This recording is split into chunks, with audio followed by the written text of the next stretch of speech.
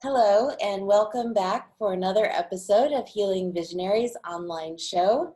Today, I'm very excited to present Leo Rutherford. He has an extensive background, so I really want you to understand who we're talking with today. He has an MA in holistic psychology, was once an engineer, and now a shamanic practitioner for over 30 years. His work ranges from medicine wheel maps of how the universe works to sweat lodge, trance dance, shamanic journeying, soul retrieval, ceremony, applications of altered states, and energy work. For 35 years, he's been running workshops in the UK and abroad, initially based on therapy through the arts like play, dance, improv theater, voice work, and so on. Then in 1987, the first year-long shamanism course in the UK called Elements of Shamanism started, and the course has now been going on for 20 years, and some of today's shamanic teachers began their journeying through it. So today we're going to talk all around shamanism and what it's about, what it does for you, the medicine wheel, ceremonies, sweat lodge, vision quest, reparenting, and others. So I must also let you know a little bit more about his background, that after exiting engineering and the business management career, it was 1987, suffering a midlife crisis. He attended a number that was 1975. That was a bit earlier. Oh, did I say 70? 1975. Aye, that was the end of my engineering. Well, so the beginning of the end of it. Right. And so that's when you went and did the therapy courses in London. All sorts, yeah. In 1978, relocating to San Francisco and doing the Fisher-Hoffman process, later named Hoffman process, and which was a deep work through of childhood up to age 12. This gave him a foundation to rebalance life and begin to find his real self. He stayed in San Francisco and participated in many movement and dance workshops with Gabrielle Roth, including her first ever training course in 1982. He also participated in movement training with Anna Halprin at the San Francisco Dancers Workshop. He said that was a major step for him to unshackle his mind-body self from the cage of fear and restriction I had grown up in. In 1979, he enrolled at Antioch University, San Francisco, in the Holistic Psychology MA program recently created by Will Schultz, assisted by Marilyn Kriegel. The foundation of this program was group process, encounter group, and including group leadership training. Many other courses included anthropology, study of culture and consciousness, biology of holism, psychosynthesis. What is this? Psychosynthesis. Yeah, it's a mouthful. Theory and practice, individual counseling, fundamentals of acupuncture. Oh, I don't know this one. Feldenkrais, functional integration. Feldenkrais, it's a particular body work, way of working with the body. Very good stuff. Traeger psychophysical integration and shamanism. So, and Tai Chi as well. It really was a wonderful smorgasbord of all sorts of different disciplines, which added up to a whole, a really comprehensive way of understanding healing processes. Yes, thank you for being here with us today, Leo. You've also written several books too on shamanism and the medicine wheel. I want to add that people can search his books too. So help us out with your perception of shamanism and what you've been doing all these years in working with people. What is it for you? Well, I came into this to heal. I came into therapeutic work as a whole to heal myself, because I was a 40-year-old mess. And I grown up in a very British middle class. I had 10 years of boarding school, which is enough to make anyone crazy. And I grew up in a sort of cultural straitjacket, and I needed to break out of it. And I gradually found my way to really good therapeutic work, and then to dance and movement and so on, as you mentioned. And the MA course at Antioch was such a wonderful smorgasbord. It broadened the whole picture.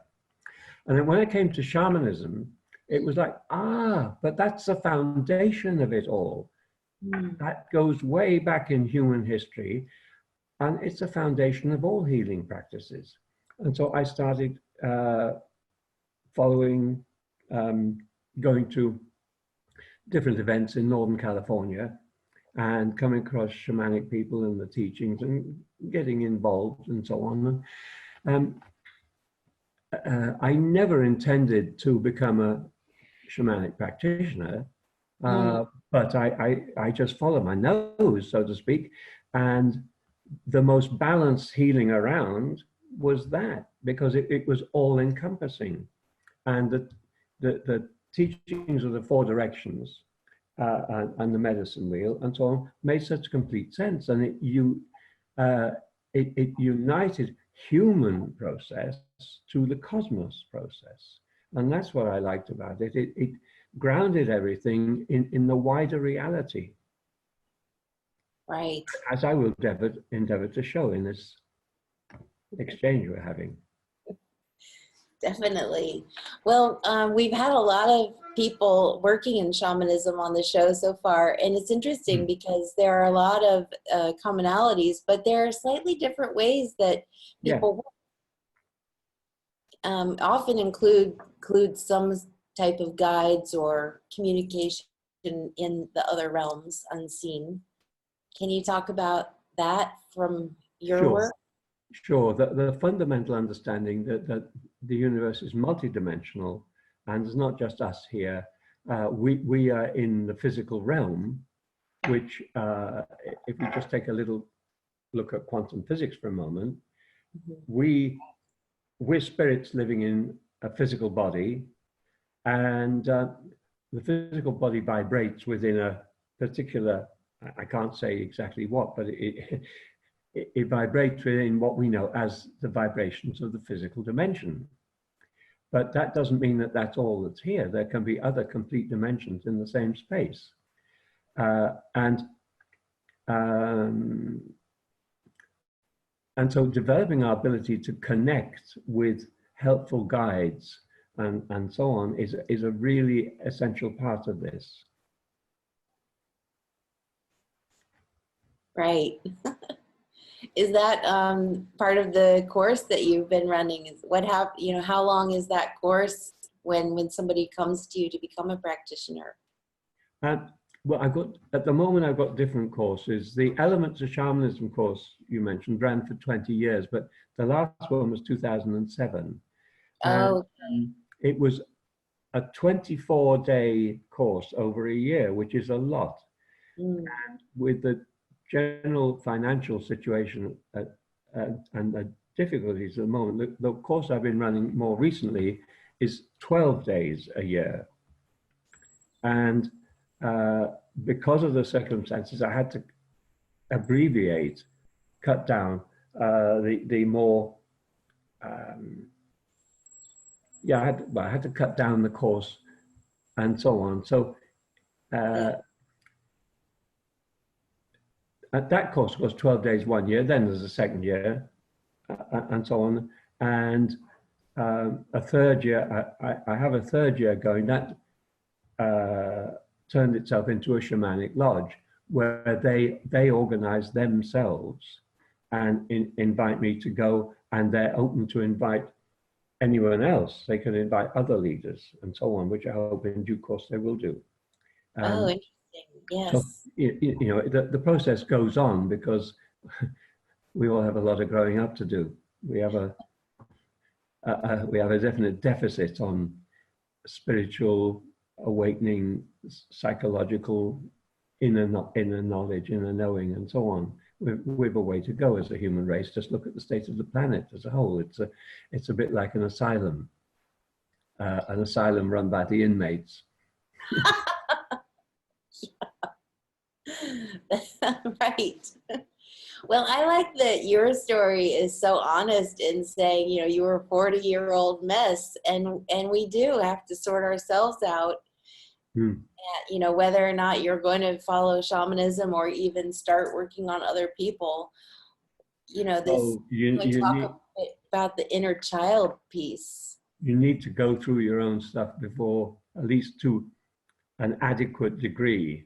You know, it's not a matter of being a perfectionist, but you need to go through enough of your own stuff to be able to work with other people. Otherwise, your own stuff comes up and interferes with what's supposed to be their process. You've got to be able to come to a neutral place where you're hearing them and the nuances of what they're saying, and you know, a bit like Sherlock Holmes or Poirot or whatever. You're looking for the story that's behind the story they think they're telling you, the story that's behind, the energy that's behind, and what's really going on. Then you can help them to see themselves more clearly, and in the process help them to connect with helpful guides and so on. Yes. So what was your journey like back then? Do you remember having a struggle through that, or how did it work out for you? It was a struggle. I did, after the first couple of years doing bits and pieces in London, it felt like my old life didn't work, and my new life, or attempt at a new life, that didn't work either. But a visit to Findhorn, the community in Scotland, really helped me to see a bigger picture. And from that, circumstances came through there, through meeting. I met a woman in Findhorn who invited me to go to San Francisco in the summer, stay with her and so on, offer I couldn't refuse. And that led to, unexpectedly, 5 years in San Francisco, which was a great melting pot of ideas and so on about the human condition. It was the greatest melting pot that I know, and the really good people there. And that's why I found a great deal of help. But yeah, you know, working through sort of a lifetime of, well, let's just say out of balance, it's really hard. And you've got to face heartbreak, illusion, bits of yourself you'd rather not know about, and that direly need healing, and so on. No, it's no easy journey. And of course, along the way, you get confronted with the bits that you'd rather not be confronted with. One does, and it's a matter of working through to really understand who you are, find out who you are and what you're really on earth to do. Do you have any pointers for that, for people who might still be looking for that? There's no easy pointers. There's no easy answer. There's no easy answer except that there's 4 directions, and we need to attend over time to all of them. And the place we need to start is with the stuff of the past. Now, how did you come into the medicine wheel? How did you come into the medicine wheel teachings? Oh, through coming across a teacher who was teaching. And of course, it's part of all the old cultures, the medicine wheel, all over the world. The understanding of fire, earth, air, water, the building blocks of life, which translate into physical, emotional, mental, and spiritual, and into past, present, future, timeless. But I came across teachers who were teaching aspects of the medicine wheel, and that really resonated with me. I followed on, and then in the mid-80s, teachers came to England and so on. I went on a shamanic journey in Peru, 2 weeks, but it was 2 weeks that changed my life. Wow, right. And that was a journey to the south, and then the west, and then the east, and then the north. That's how it was framed. And that gave me the foundation for the course I later ran in England, Elements of Shamanism. I couldn't do the same experiences that we did in Peru, but I replaced those experiences with other ones which worked here in this country. Yeah, I like that concept when you can adapt it to where you are and using the tools and the herbs and whatever is around you in the sacred places that are there. Yeah, yeah. Well, Peru's full of sacred places, quite staggering ones. England is, but you know, running a course, unless you really organize it, all that traveling to sacred places is a whole nother challenge. I just ran it in one place and laid everything on there because that was practical. That's what we could do. Right. I wasn't trying to take a group of, well, I did. I have, much later, I ran with 2 colleagues. I ran 3 groups, 3 journeys to Peru, 3 weeks at a time. And trying to take people through all those places, shepherd them through all that, including flights, hotels, and all. That was very, very exhausting. I know. I love traveling to the sacred sites everywhere. And that's what I'm always doing as I travel. And I think, right, oh, one day maybe I'll be able to, but the group thing is just takes the fun out of it. To organize all that. All the organizing is really tricky. That's why I much prefer to run a course in one place, nice, where the structure is very simple, and then we can do the real work, and we can get into the real work. Mm-hmm. And people can really change and move. The joy for me is seeing people move. Yeah, let's talk about that. Gain the power back. Mm-hmm. But in a sense, we've lost soul parts along the way. We've lost bits of ourselves because the pressures put on us. Our vitality was challenged. Our freedom just to be ourselves is challenged in the culture, in the family, the culture, the schools, the whole system. Puts its cage on us, and that's called normal.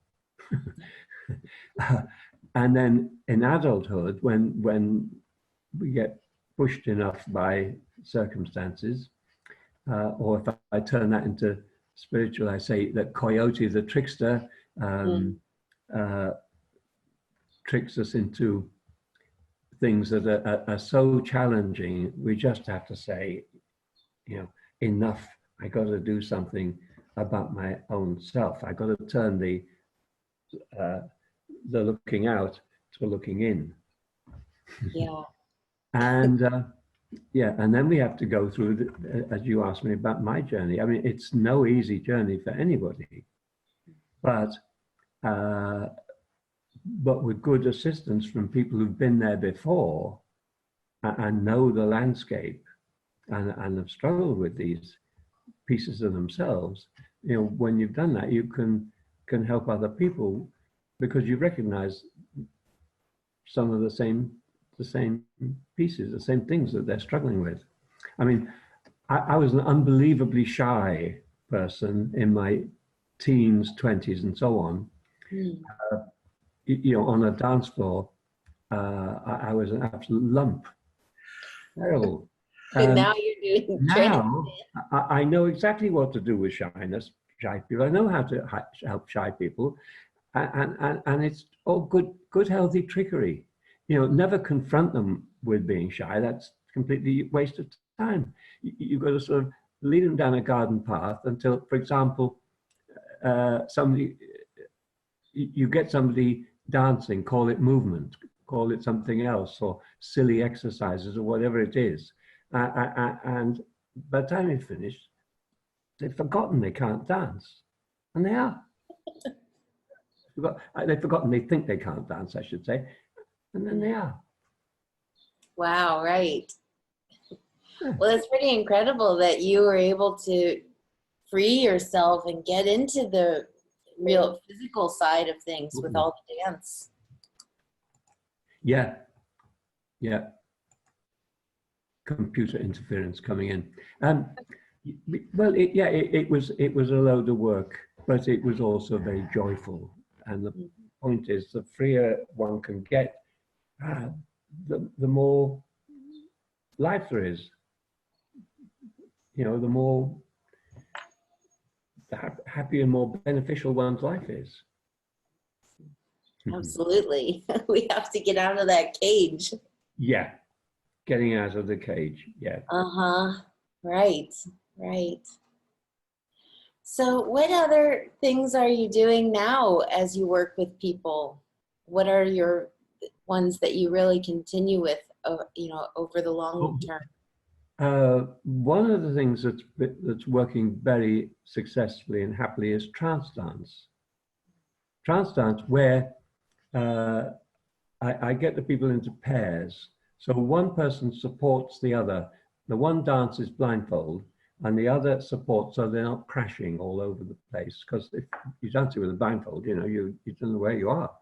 But the point is, you take sight away, and then you can move your whole body and also focus inside at the same time, which is like shamanic journeying, where you lie down and leave your body prone and go traveling from there. With trance dance, you take your whole self in. You take the same quandary, the same question into both ways and get a different shades of the answer. But trance dance, it's based on West African shamanism with djembe drumming. And I've got a wonderful drummer who works with me and really drummed up a storm. And a sound healer as well, who likewise, and it works really well, and and people can go from this to this. How fantastic! Right. Find a chunk of themselves. In a way, all good healing work, in a way, we can call soul retrieval. There's a particular shamanic way of doing soul retrieval. With journeying, lying down journeying, and so on, and you search for, or somebody journeys for you and searches for a part of yourself. For example, a part of oneself, a young part that you might see there in a cage. The cage being a metaphor for the state. Well, you have to invite that part back and blow it in. That's a whole. I won't try and explain all that right now, but it's a little routine.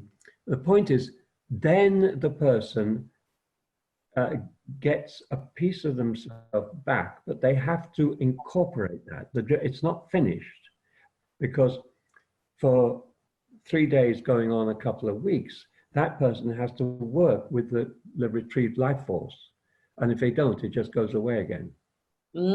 Right. So in a way, all good therapeutic work is retrieving parts of ourselves that got lost along our journey. And whether it's called soul retrieval, it's called lots of other things. It's still, that's the essence of therapeutic work. Putting our Humpty Dumpty self back together again.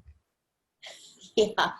And people feel this. I've heard that from so many people. They know that that's happening, but then they don't, and it's funny the way they describe it, but they might not actually believe or be cognizantly aware that it's actually true, that there's a piece of them left. Yeah. Well, and you've got to get it back. That's why we trying to need get it back, special healers. Yes. which means that you start acting differently in life.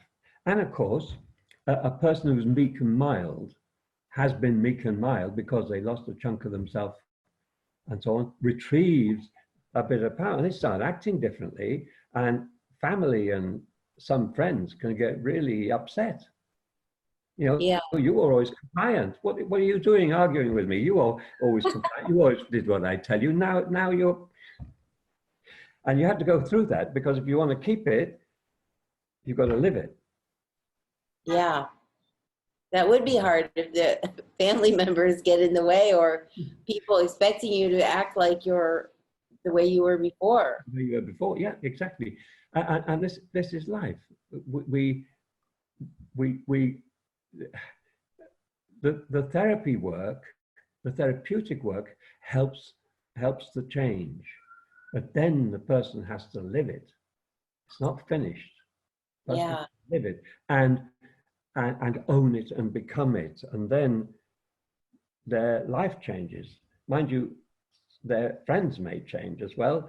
Their life, home circumstances may change. All sorts of things may change as a result. But again, what do you want? Do you want what you had and being the way you had, or do you want yourself potent and powerful? Right. And it takes more than once. It's not like one piece is missing that comes back. You've got to keep going with it. Going, because there's lots of pieces.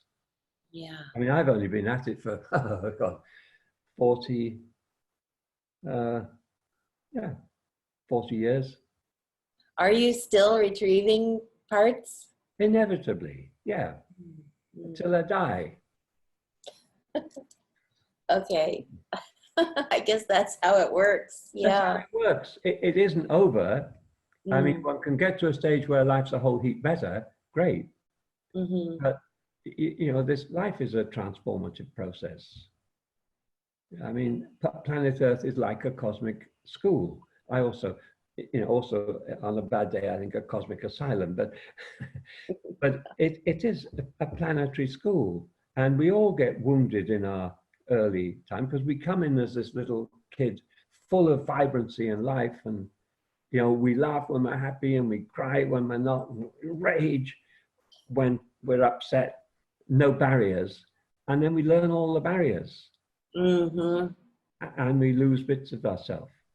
And then to have a full adulthood, we need to get at least a good chunk of that back.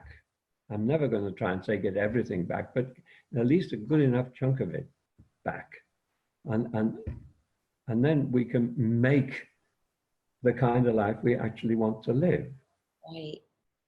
Well, like you did after San Francisco, then you went back to the UK and you opened your place. Yeah, I set myself up as a practitioner. I actually did a few workshops in San Francisco.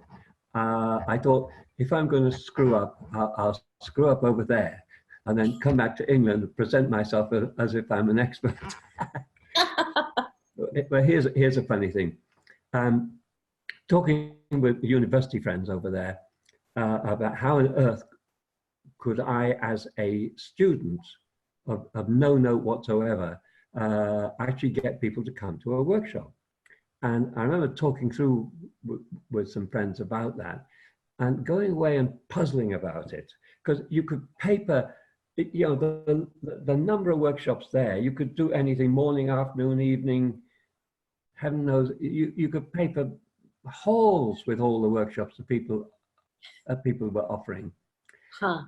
I figured it. There was one thing that nobody was doing. Nobody took the mickey. Nobody made fun. So the first one I offered was called Transcendental Self-Indulgence. Another one was, instead of the way of the warrior, it was the way of the warrior. And how a workshop on high anxiety, neurosis, stress, and depression, and how to increase the Valium of your life. A bit of an old joke, because Valium was very well known at that time. That's hilarious. But yeah, and the point is that people did come, and I did half a dozen workshops, just one day, and they all worked okay. And so I came back to England, having, in a sense, done a little bit of an apprenticeship. And then I set up to do playful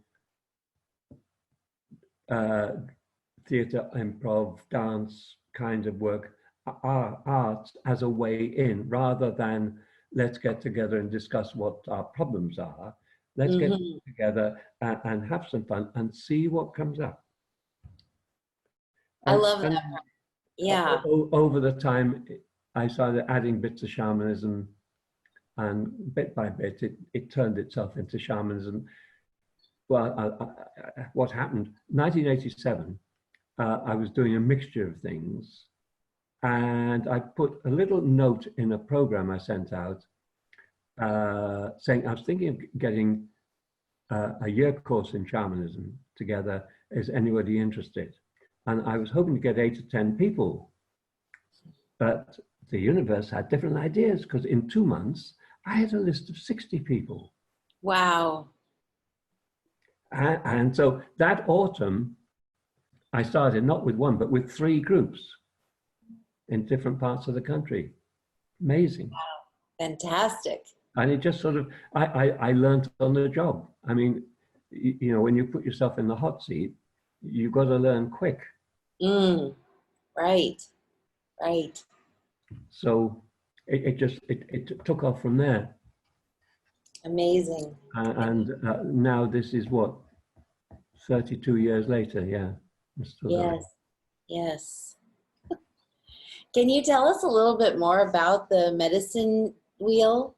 Certainly. I've got a little bit of a plan here. I'm going to just push this back a bit and adjust so you can see there. Oh, okay.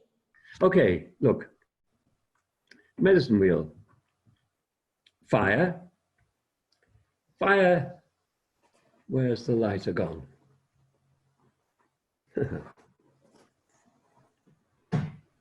Hiding. Okay, fire. There we are. Earth, the rocks, the stones, the crystals. Water. And air.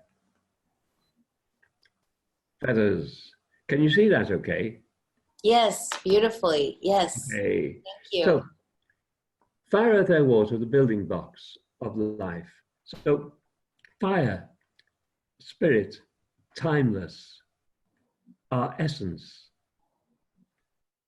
Earth, physical, bodies, rocks, stones, crystals, everything physical. Water, we ourselves are about 2/3 water, so it's the biggest element in our body vehicle. And water, of course, plant kingdom, and the past, because water holds memory. Emoto's wonderful experiments show that.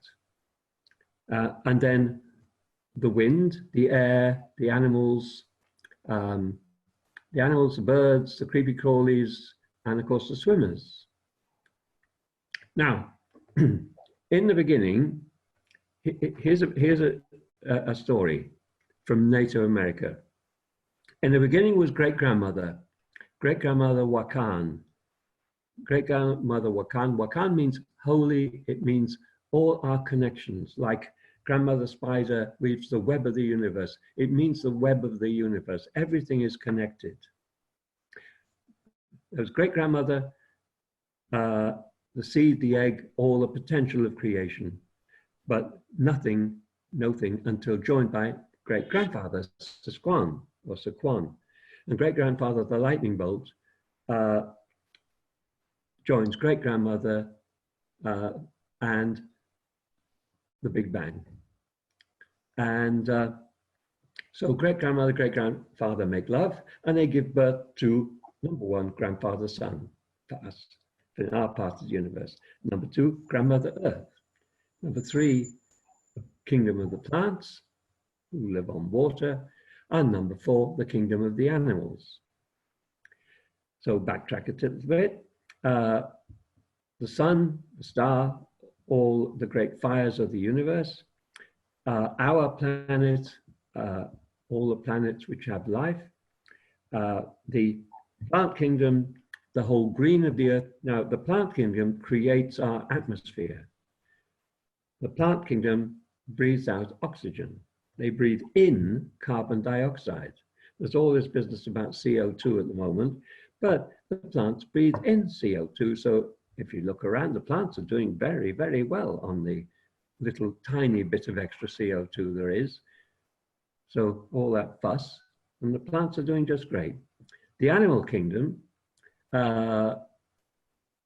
then is able to develop because the plant kingdom created the atmosphere. The animal kingdom, swimmers, creepy crawlies, four-leggeds, and the winged ones, they have their own motor. Think of it with consciousness. Consciousness becomes stars, it becomes planets, it becomes more and more individualized in tremendous variety of plants, and then which is stationary consciousness.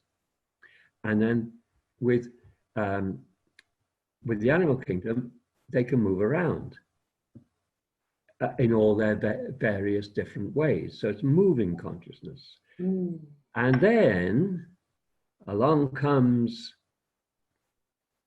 well, great-grandmother, great-grandfather make love a third time, and they give birth to the human kingdom, which of course we are animals with self-consciousness. We recognize I am, which is not so in the animal kingdom. A little bit with one or two of the chimpanzees, but the full self-consciousness. And the human story begins with the self-consciousness, as told in the story of Adam and Eve eats of the tree of knowledge, and self-knowledge, of course, and persuades Adam, because of course the feminine tends always to be ahead of the great moves, and the human story begins. So now, sun 1, planet 2, plants 3, animals 4, humans 5. A human being living on Earth, living the full fires of life on Earth, dies and becomes an ancestor, number 6. A human being, 5, living on Earth, 2, is living, from Spirit's point of view, in the dream space. From Spirit's point of view, this is a dream. From our point of view, it's real and solid. But from Spirit's point of view, no. A human being, 5, through energy, motion, emotion, water, experiences karma, develops patterns, habits, and possibly addictions, and so on. 8. 8's very interesting, because 8, when I was in business, I was taught by management consultants one time that typically in business, 80% of your product, whatever it is, goes to 20% of your customers. That's an acknowledged fact. Well, acknowledged concept in business, and is largely true. Nothing's always true. Then I came across the same teaching in the medicine wheel, which is 80% of all energy is patterned, repetitive, and habitual, and 20% is our free will. Huh. So when we try to change ourselves, that's why we have to keep on working to change. We've got 20% of our energy to change the other 80% of habitual ways of being. Yeah. Ooh. So no wonder it takes time and energy. Okay, so human being 5, add 4, which is the animal kingdom, mind, thinking. We get design and choreography of life energy. And that is between our design and choreography, is between our mind and our spirit. So culture says, make up your mind. Medicine wheel says, use your mind for the information, but let spirit influence your choice. So, you see, I put here the red road, the everyday road of life, the blue road, the road to spirit, through the body to the spirit, through quietening the body, which is quietening the emotions and the mind, through the body vehicle, this is our vehicle of experience, we cross to connect with, to open ourselves to our spirit, our essence, our inner essence, which connects to all of the cosmos and connects to guides, helpers, and so on. Non-cardinal points are our ancestors, our history. Across the wheel, from there comes our patterns and habits. They come out of our family, our history, and so on. And they are for us, of course, to change to what suits us, rather than living what suits the past. Our task is to master our own patterns and habits and so on. Now, this road, the dream, okay, the dream. Remember The Secret? Did you ever read The Secret? Yeah, I mean, I know of it. I'm not really. Okay. Well, the idea of The Secret, which is perfectly correct, which is we can, by visualizing the kind of life we really want to create, or what it is we want in life, we can bring it to be. Now, interestingly here, a medicine person talk about praying for something, praying for rain. In the dry North America, or anywhere, many parts of the world, a medicine person might be asked to come and bring rain to somewhere where there's no rain. Well, actually, a medicine person doesn't go and pray for rain. They pray rain, which means that they go into themselves and they feel the rain as if it was there. Right. They feel it, and when they do that to the right extent, rain comes. Yeah, that's the thing. We've been taught to pray for things. This is where the Bible was mistranslated.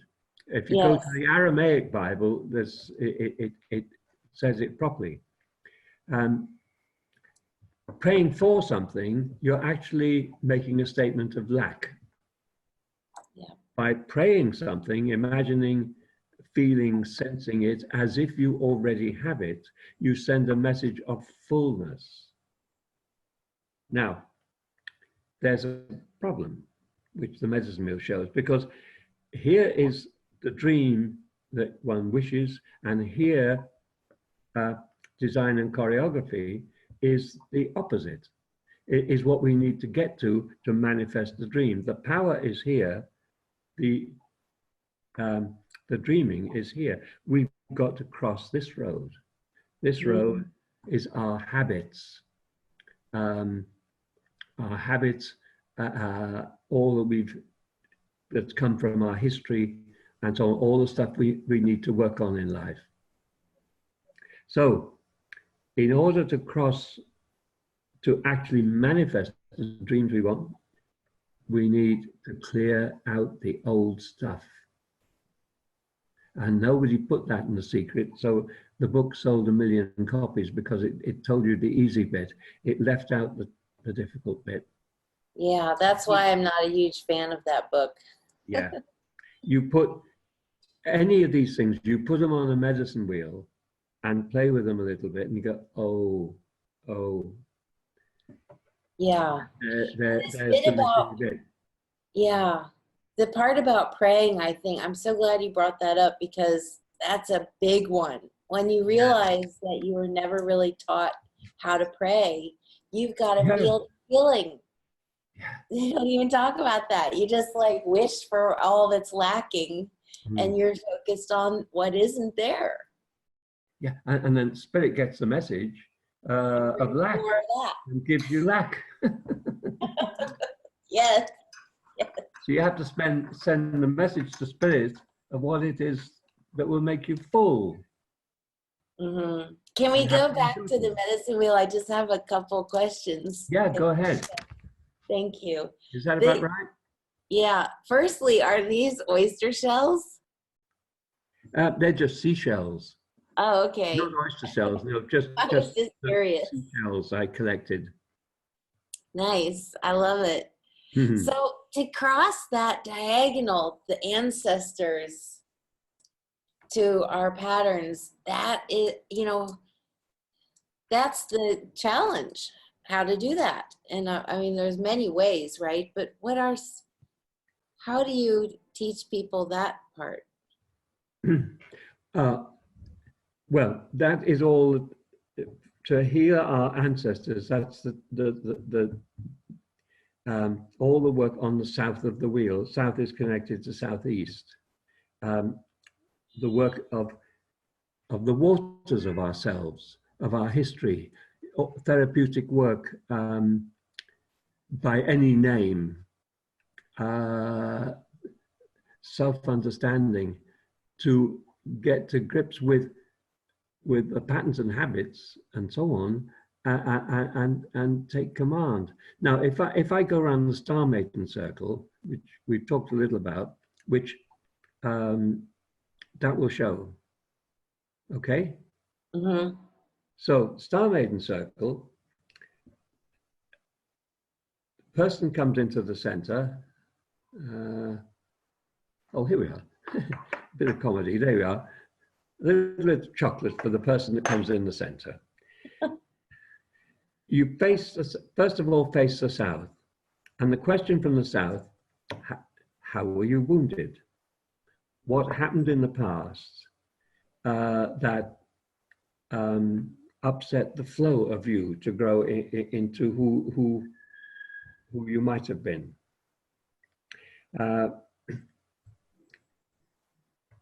When by questioning, and then when we get to an idea of what it is that's happened, we come to this place. The next question from here is, what happens today in life that pushes you back into those old feelings? Mm-hmm. Come to the West. The West is the earth and it's the physical, and it's about responsibility. So in this first circle, it's about irresponsibility, not responsible. So it's like, where are you not responsible in life? Or to put it another way, question, how would you complete the sentence, if only this had been different, if only that had been different?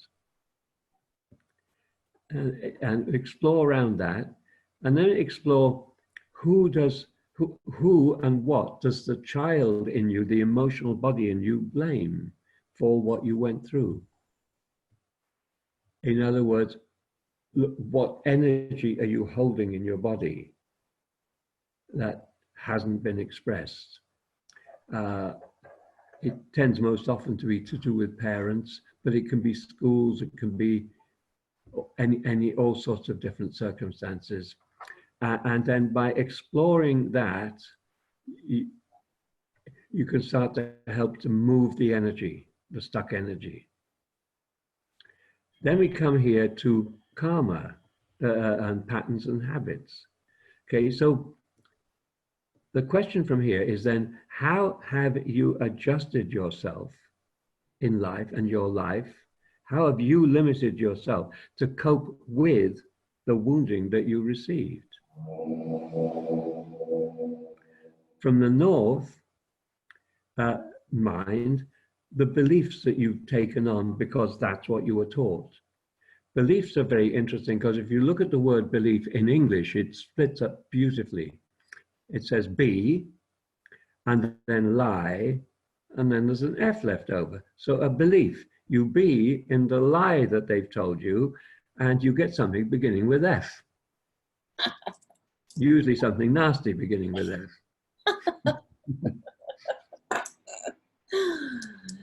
Yeah. Words are funny when they spell something that goes along with their meaning. Yeah.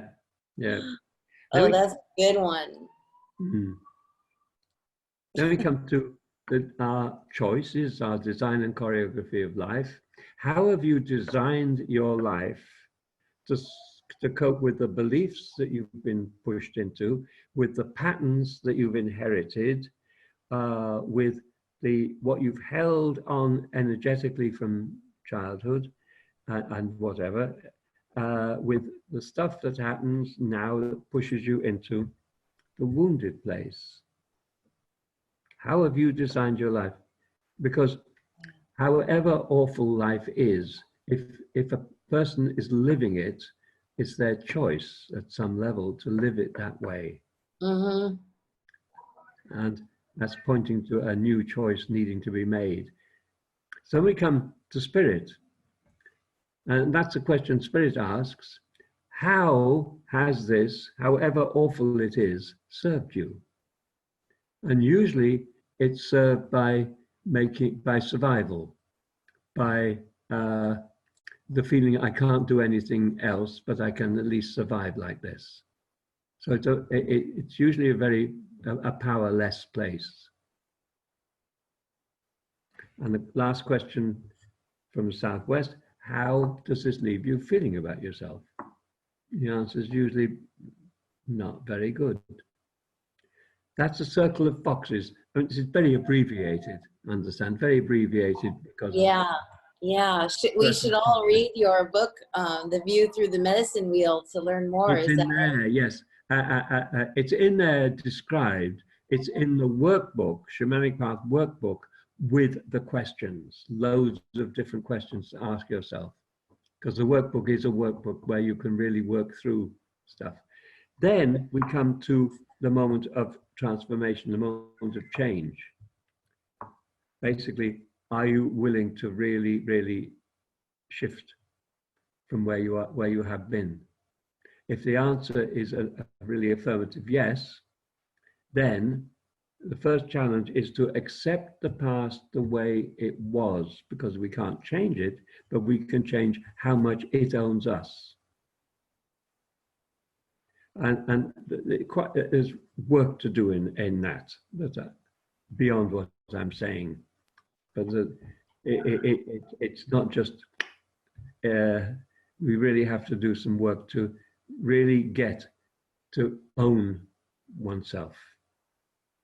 Then the dream, then what you really want to dream your life to become, what you're going to do about it is something you can do now, at least as a token, and commit yourself to doing something in the future to really change your life. Patterns, commit yourself to changing the patterns, mastering your patterns instead of being mastered by them. The same with beliefs. Choreography of life, to take over your choreography of life instead of living a life to suit other people, which is what you will have been doing, and to suit the pressures upon you, to take over your life and your life your way. And how will that feel? Usually marvelous. And how will that leave you feeling? Great. That's a Star Maiden circle, very abbreviated. Do understand, very abbreviated and made very simple. I love it. Thank you so much for going through that medicine wheel. And so I hope that. Yeah, and with the objects, it brings it to life. Yeah, fabulous. I'm curious, my question of my own, when you were in San Francisco, did you ever meet Hemiot Storm? Oh, yes.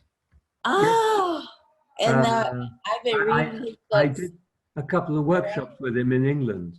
Wow. I did sort of momentarily meet him at one of Sun Bear's medicine wheel gatherings in Northern California. Oh, but wow. I actually met him properly at a workshop at Gaunt's house in England. in the 90s. Very Incredible. Mm. Yeah, yeah. Did you learn any of the medicine wheel from him? Yeah, I'd already learned them from Harley Swiftier and other people. I learned them from him as well. With his, I mean, everybody has a slightly different accent on them, and my own accent on the wheel is that if I don't agree with anything, or I feel that it's time to improve anything, I just change it. I like that. Make it Because work the for point you. of this, the point of shamanism, of the medicine, it must live and be relevant to now. You know, it's fine doing a sort of authentic ancient shamanism, but that really is a field of anthropology. The field of healing is what works now and what really helps people now. And the medicine wheel is a reflection of life, but the governor is life. The medicine wheel serves to help us understand life better. Nice. Mm-hmm. Thank you, Leo Rutherford. This has been an amazing teaching from you and talk today. I really appreciate your time and energy to come and speak with us. Really nice to be with you. Yeah. Is there anything you'd like to say in closing? Oh, just for fun. I'd like to show you a picture. Okay. 1990. 1990, it's the end of one of our camps, 3 weeks camp. Wow. 3 different groups, so each group came for a week. And that was just a picture at the very end. And oh, what a beautiful ground and teepees. yeah. Looks like a great location. I'm somewhere over there. And no, here's this. Anyway. Yeah, and that's the Eagle's Wing. Eagle's Wing, yeah, 1990. Oh, my own computer face is covering the picture now. The glare. Oh, right, okay. There, well, now we can see. Yeah. Anyway. Oh, that's fabulous. I haven't mentioned wilderness work, but that's something else that I've done. Oh, okay. Do you want to tell us? Well, camps of different kinds, mainly in Wales, more recently locally, and very recently just had a small group near Glastonbury where the people went out for a very simple vision quest, one night, just one night. But it doesn't seem to matter how long it is. It still works. Yeah, right. So one person went out in tears, in tears, needing support, and came back in the morning feisty, full of energy, which is just wonderful. Wow! Wow! What a change. Yeah, Glastonbury is a very special place. Yeah. Yeah. What about how they're having the big music festivals there, though? And doesn't it destroy the energy of it? The music festival is about 10 miles from Glastonbury. It's not actually at Glastonbury. It's about 10 miles away. And apparently the town is apparently rather overrun that weekend. Yeah. But no. It's not on the sacred site. It's not. Yeah, it's not on sacred sites or anything. It's in the, as I said, but it's about 10 miles away. Oh, okay. And it serves its particular community. I did go once, 1989. Who was there that year? I didn't feel like going again. Oh, really? No. I used to play jazz. Oh, right. Years ago, I used to play traditional jazz. You were great. I saw a jazz video. Sorry. Your video was great. You play really well. I can only play low register now. I've lost my a lot of my abilities. So yes, it's just a chorus of. I'm sorry I cut you off before. You were saying when you started playing. Oh, no, I gigged for about 15 years when I was in engineering life, which was really good, really enjoyable thing to do. And just to do something completely different. Right. I guess that was your creative outlet during those years. This is my outlet during those years. But then when I came into this work, I stopped because I had multiple outlets for my creativity. Yeah. And you just knew that this was the thing for you. Yeah. Going through my own healing, I found certain people, especially Gabrielle Roth, inspired me and made me feel, that I could make a career doing some version of this work. And then gradually that's what happened. I got a picture, I got a feeling, and I was able to make it real. Cool. She was greatly inspiring for that. Yeah. That you could do this. Wonderful. What's next? What's next for you? What do you have going on now? I've got a full program October to Christmas. Nice things, and then I'm just following my nose. Really, I'm not planning. I feel into the future and follow what comes up that feels like it's going to work. And of course, I've got trip to Istanbul in November, so. Right, lucky me. I'm going to get to meet you and do the Star Maiden Circle. Yeah. I can't wait. Yeah. So, oh no, I don't really have any intentions apart from keeping going. I'm not trying to expand or. Yeah. Just like the nicest thing doing this work is to have workshops that are full, where you're not trying to sell anything because it just fills up. That's a really nice thing. Right. Yeah. You're not wanting for students. Well, thank you, Leo. Again, this has been an absolute honor having you on the program.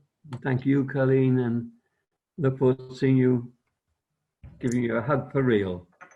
Thank you. I look forward to meeting you too. Bye for now. Bye for now.